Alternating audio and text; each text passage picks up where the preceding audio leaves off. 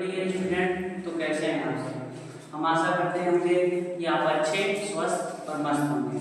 तो देखिए, आज हमारा टॉपिक है क्लास 12 का फिजिक्स का विभवमापी और वोल्टमीटर, जो कि बहुत ही इम्पोर्टेंट है। इससे 2 या 3 नंबर का क्वेश्चन पूछा जाता है। तो पूछा ये जाता है कि विभवमापी तथा वोल्टमीटर किस विभवमापी जो है वोल्टमीटर से किस तरह श्रेष्ठ है। हालांकि इससे ज़्यादा ये अच्छा सेंसिटिव होता है, इसका उपयोग बहुत कम, इसका उपयोग ज़्यादा होता है। देखिए ये किस प्रकार श्रेष्ठ है। हमारा टॉपिक है विभवमापी की वोल्टमीटर से श्रेष्ठता। ठीक, तो क्वेश्चन अगर आता है तो ये ऐसा है, विभवमापी वोल्टमीटर से श्रेष्ठ होता है, क्यों।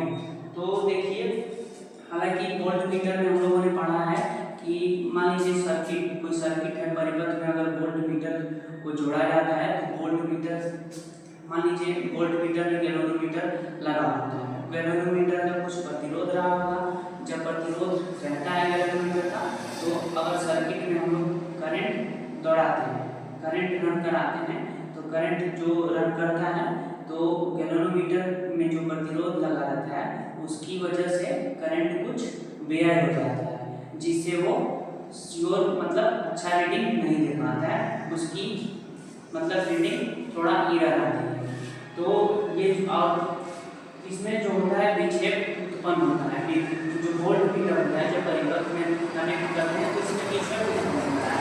लेकिन विभवमापी होता है, अगर इसको हम लोग परिपथ में जोड़ते हैं तो विभवमापी को हम लोग पिछले प्रीवियस अगर लेक्चर नहीं देखे हैं तो उसमें जाकर देख लीजिए कि विभवमापी जो होता है, अगर इसको हम लोग परिपथ में जोड़ते हैं तो इसका विक्षेप शून्य होता है। और विक्षेप शून्य होता है तो इसका मतलब कि इसमें जब करंट हम लोग दौड़ाते हैं तो इसमें जो करंट होता है उसका व्यय नहीं होता है, मतलब ये बहुत शार्प रीडिंग होता है। तो इसकी कंपैरिजन में वोल्टमीटर की कंपैरिजन में ये जो विभवमापी है ये ज़्यादा सेंसिटिव होता है। ठीक है, तो सेंसिटिव देखिए, ये यहाँ पे मैंने अंतर ऑलरेडी लिख चुका रखा है। देखिए वोल्टमीटर तथा विभवमापी में क्या अंतर है। ये जो होता है मैंने अभी बताया कि ये विक्षेप विधि पर आधारित होता है, ठीक, लेकिन विभवमापी में जो होता है विक्षेप शून्य होता है। तो इधर देखिए यह शून्य विक्षेप विधि पर आधारित है। और देखिए मैंने बताया कि सेंसिटिव, ये जो होता है वोल्टमीटर से विभवमापी अधिक सेंसिटिव होता है। तो यहाँ लिखा हुआ है इसकी सुग्राह्यता कम होती है वोल्टमीटर की, विभवमापी की सुग्राह्यता ज़्यादा होती है। सुग्राह्यता जो कि मैंने ना बनाया सा रहेगा, तो इसकी सुग्राह्यता अधिक होती है। सुग्राह्यता का मतलब कि मान लीजिए कोई बोला नहीं जाता है कि ये आदमी बहुत बड़ा बहुत सेंसिटिव है, कि थोड़ा सा मतलब इधर उधर बोल दो तो ये ज़्यादा सीरियस ले लेता है, तो ये ऐसा ही कुछ। तो इसकी ये ज़्यादा सेंसिटिव होता है, मतलब बहुत छोटा से छोटा भी रीडिंग पढ़ लेता है और ये बहुत शार्प रीडिंग दे रहा है। देखिए, और जो विभवमापी होता है वो वोल्टमीटर से, देखिए वोल्टमीटर में जो होता है विभवमापी,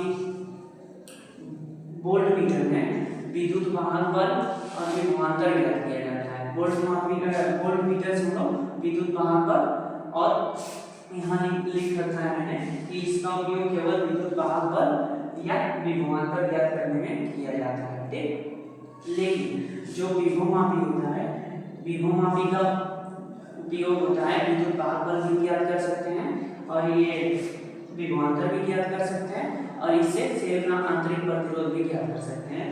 क्योंकि ये केवल विद्युत वाहक बल और विभवांतर ज्ञात किया जाता है इससे वोल्टमीटर से, लेकिन विभवमापी से हमारा विद्युत वाहक बल, विभवांतर और सेल का आंतरिक प्रतिरोध भी ज्ञात किया जाता है। और इसकी कंपैरिजन में जो विभवमापी होता है वोल्टमीटर से, देखिए यहाँ पे कंपैरिजन इसका कि इसका आकार छोटा होता है। वोल्टमीटर का जो आकार होता है वो साइज थोड़ा छोटा होता है, और यहाँ पे जो होता है विभवमापी आकार में बड़ा होता है। तो ये हमारा विभवमापी तथा वोल्टमीटर में कंपैरिजन। हालांकि ये 2-3 नंबर में पूछा जाता है, तो ये आप यहाँ लिख सकते हैं। Okay, thank you.